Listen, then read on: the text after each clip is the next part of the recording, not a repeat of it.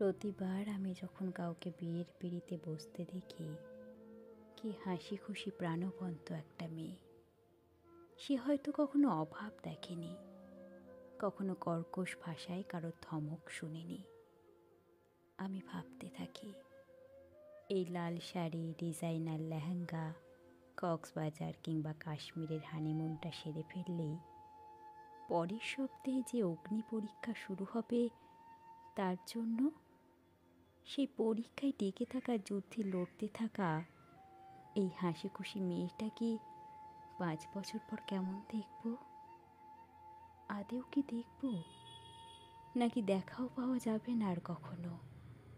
স্বামীর অফিস, বাবা মার অসুস্থতা, বাচ্চাদের পরীক্ষার কথা বলে বান্ধবীদের সঙ্গে দেখা করার সময়টুকুও হবে না।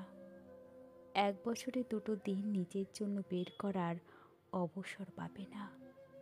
পৃথিবীতে টিকে থাকার এই বিচ্ছিরি প্রতিযোগিতায় সব মেনে নিতে নিতে আর সব কিছুর সাথে মানিয়ে নিতে নিতে 10 বছর পর এই হাস্য উজ্জ্বল চোখ দুটো কি জীবিত থাকবে, নাকি আর দেখব না কোনো দিন? বিয়ের পর সেই মেয়েটা বাবার বাড়ি থেকে বিদায় নিয়ে যায়, সে কি আর কোনো দিন ফিরে আসে? প্রতিবার বাবার বাড়িতে এলেই সবাই অবাক হয়ে যায়, আমাদের এইটুকু মেয়েটা আজ কত কিছু সামলাচ্ছে। এইটুকুন মেয়েটাকে কি আর কখনো খুঁজে পাওয়া যায়? প্রতি রাতে যে এইটুকুন থেকে মেয়েটাকে নিজেই নিজের জানাজা পড়ে, কেউ কি জানে, জানতে চায়? আমি খুব ভাবি ওদের কথা। প্রতিবার আমার মনে হয় এইটুকুন মেয়েটাকে শেষবারের মতো জড়িয়ে ধরি। পরের বার আর পাবো না ওকে। পরের বার ও আসবে অমুকের বউ কিংবা অমুকের মা হয়ে। ওর নাম হবে তখন বৌমা, মা, বউ ইত্যাদি। বিয়ে এমনই একটি পরীক্ষা, সংসার মানেই আগুন জলের সাথে খেলা। কোনো প্রফেশনাল পিরিয়ড নেই, কোনো ডিসক্লেমার নেই, নেই কোনো ট্রেনিং।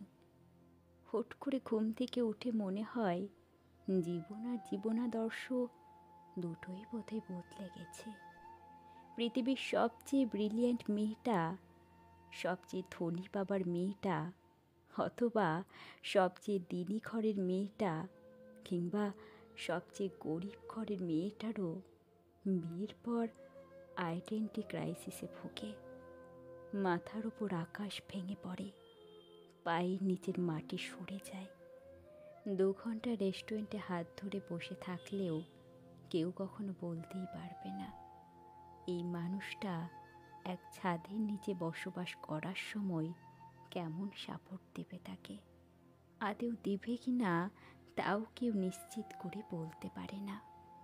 ভালো প্রেমিক মানেই ভালো স্বামী হবে, ভালো প্রেমিকা মানেই ভালো বউ হবে, তার কোনো গ্যারেন্টি কেউ দিতে পারবে না। এ যেন সাক্ষাৎ জুয়া খেলা। যে জিতল সে ভাগ্যের জোরে জিতল, যে হারল সেও কিন্তু আবার সেই ভাগ্যের দোষেই হারল।